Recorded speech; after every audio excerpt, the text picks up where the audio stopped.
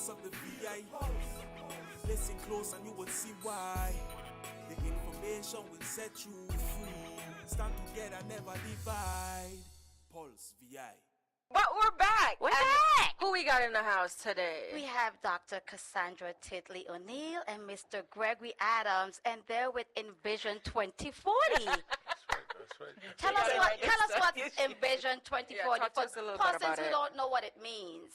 Well, Envision 2040 is the brand that we created for a land use plan that we're working on for the territory. It's about a 20-year horizon that we're looking at. Okay. So that takes us to about 2038. But we didn't think Envision 2030 sounded sexy, so we just said Envision 2040. Okay. We'll be looking at a number of policies regarding land use over the next 20 years. And that's in a nutshell what it is. And we just need everybody in the territory to participate because it's a plan for the people, by the people. We just happen to be the ones working it with the consultants, Dr. Titley and her team. Okay. I hear what you're saying, but I just know how things are in the BBI. So, I'm trying to wrap my head around all of it. Understood. Wow. Yeah. So how are we on track in terms, because, it sounds like it's far away, but when you think about it, 20 years is really not that far away. It really is so not. how are we in terms of our plans and being on track? Because I still see a lot of things so wrong with how things are going. So how is that making your job in terms of making sure that, we stay on track? Well, you kind of answered the question. We don't have a plan right now. Oh, which okay. is the problem. Okay. So that's why it's so urgent that we get this one done. Okay. And we do a good job with it by involving as many people as possible so that we can create something 20 years from now that we're all proud of, and we don't look back and say, look what happened. Yeah. We can say, look what we created. Yeah. So that's the idea. Okay, so this is me just probably, you're going to get a lot of these dumb statements. No from me problem. all throughout No the No show. question is a dumb question. There you go. That's a teacher. Okay. Right. Okay, so you're saying there's no plan? None. So for example, when we sit every month with the planning authority to review an application that comes in, there's no plan, nothing that says this is the way we want to organize land uses. So everything is being done on a case-by-case basis. If once we get this plan done, one of the main outputs will be a proposed land use structure or distribution that says this is where we want to focus our tourism-related land uses, or residential, or agricultural, or parks. So then now when we look at these applications, we have something to guide those decisions. And also from the developer standpoint, they have a better expectation as to what works where, so that they don't just go crafting all these development ideas that may or may not work under the present scenario. So it works for both sides. So technically you would need like a time frame. So let's say with that, to basically get all your eggs in one basket, to basically say this is how much information I have to work with for the past year. We've collected this amount of data from people, so we can actually come up with a plan from this amount of, from this list. So it's actually a 5-phase project. Okay. It actually started last year, March. Okay. And we had just delivered the situation analysis in July. Okay. And we were in the middle of what we call, so that was the second phase. So we had the inception mission in March. We had the situation analysis in July, where we basically came back and told everybody, okay, this is what resources we have. These are what are some of the inconsistencies. These are some of the places we need to concentrate on. Okay. And we were right in the middle of the vision exercise when Hurricane Irma hit. Right. So the project was stalled. Okay. So we started back over the phases. We just completed the vision exercise. We had public consultation on Tortola, Virgin Water, Joseph Van Dyke, and Anegada. The four main islands. The four main islands. And basically we went out asking people, what do you want to see for the BVI? And that's why Greg said, the people's plan. This is what you envision, and this is where you want the BVI to go. And so we also had a survey out on SurveyMonkey where we asked persons who weren't able to make it. Some people just don't like to go to public meetings as well. Yeah. We're in the age of social media, so we put it out there. So we're right in the middle now of wrapping up the report for that. So I'll have that ready for them next week for them to, for the government entities. And then we'll come back with the draft plan between February and March of 2019. Okay. and then it will be the implementation phase, and the consultants will bow out, Okay. and the government will take over. Will take over. Yeah. So, Mr. Adams, I know your job is a difficult job anyway.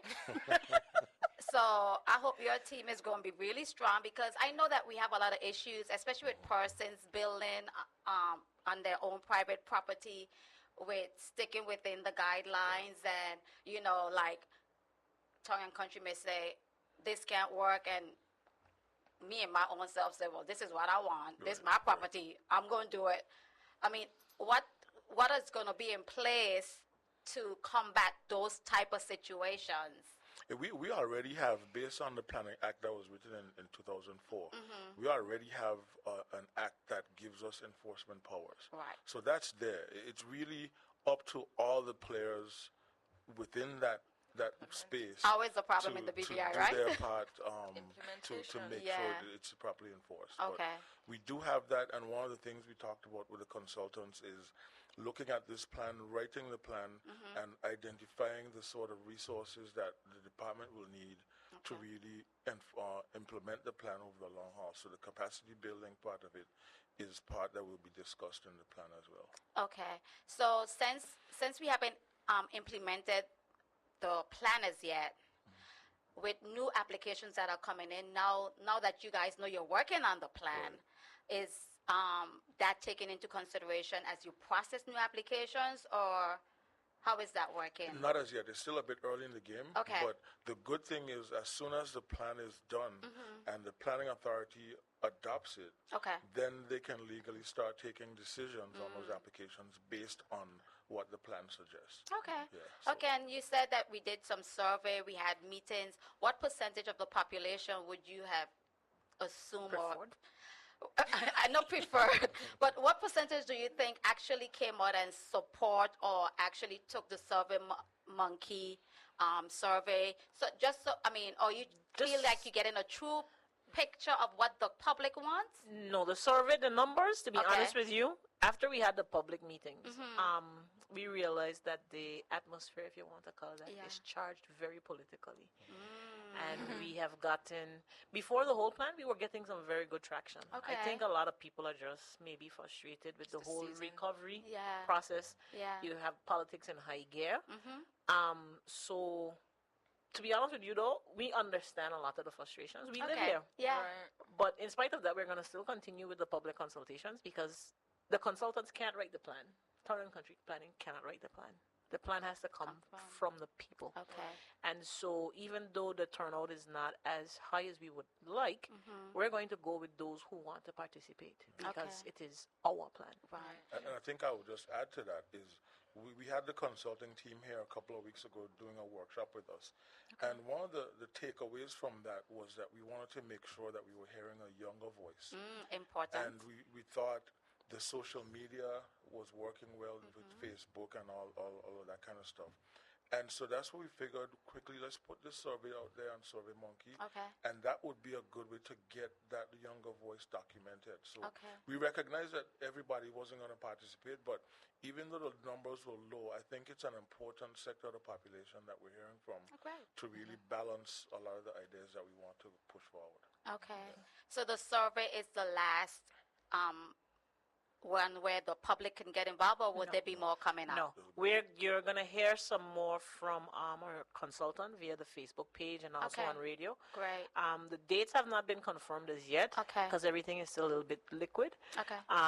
Like I told you, the Anegada meeting got pushed back simply because it rained, and then just trying to get a facility to have the meeting. So we just wrapping up the report now to send back to the government, because the Ministry of Natural Resources and Labor is the other partner in this consultancy. And then once they approve it, then we can go ahead and say, okay, we're going to start now drafting up the plan to come back to the people sometime between February and March. Okay, so persons need to just pay attention, connect on your social media pages. We have an Envision 2040 Facebook page. Right, okay. And any other contact details that they would need, or Well, any information that they need, they can contact the Town and Country Planning Department. Okay. 468-2158. Okay. And then we can steer them to wherever the best information is. Okay. I'd just like to add quickly, Yeah. It usually comes up, what is this costing us as taxpayers? Thank you This so is much. so I'm glad to report that this consultancy is being paid for by the OECS under their Global Climate Change Alliance Okay, project. so we have to give them value for their dollar. And so we have to deliver. Yeah, they're Okay. involved in it. I just came back from St. Lucia with some meetings with them earlier this week, and they are already touting the fact that what we're doing in the BVI is a flagship project for the Caribbean. Oh, wow. And they're really happy with the progress that we're making, already taking some of the public engagement stuff and using that as a model for other plans that they want to write all throughout the Caribbean. So it's already stuff like that happens in the BVA all the time. There's a lot Yeah, of, that's what I'm saying. we always great. they always put us up here on benchmark.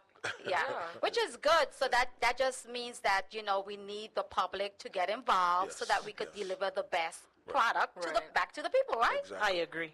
And we do our best to make sure we spread the word and get them out to the next round of meetings so that they can have a voice in the process. Just let us know. We can always share it. Maybe on you could bring us back once we have the draft. Oh, We would be more than happy to come back. Definitely. So just let us know because we're still, we're breaking for a season 2 when we come back next year. Spring. Lovely. Yeah. Most definitely. So my last question to you before we even wrap up is, Sure.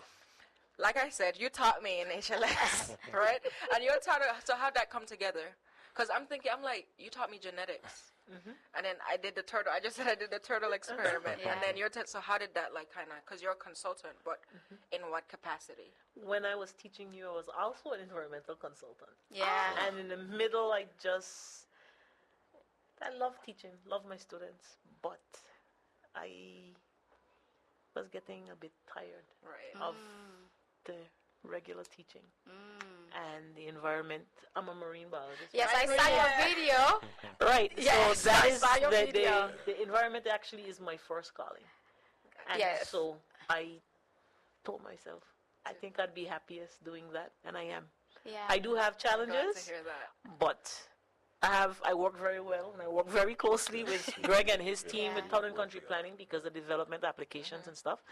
And it was actually very good to work together on something, not anything to do with development for a developer, but for something that was for the country itself. Right. And this for me has been a very good experience. Yeah, and I think it's a good time because, like you guys said, you started right before Irma, but after Irma and after the floodings, I'm quite sure we saw lots of things that would have opened our minds and eyes and, change our planning, our thinking. Exactly. So I think the timing is right. Nothing happens before it's time. Absolutely. I agree. And that's why we had to redo the situation analysis Yeah. because our situation changed, our reality changed. Yeah. And so we had to adapt on the fly to make sure that we are working with this new baseline and this new reality. So Awesome. perfect time. I'm glad to hear that. Well, we are so glad you guys had time to come and talk to the people about this. Thank you for having us. No, we'll have you guys back because it's Yeah. obviously something It's that's very important to our infrastructure. Yes. And if we could help in any way to help get persons more engaged, that's what we're here for. So we'll Thank you. definitely have you guys back. We appreciate Thank that you. We invitation. appreciate it a lot. Look forward to Thank that. you. Thank you guys for coming. Pulse VI.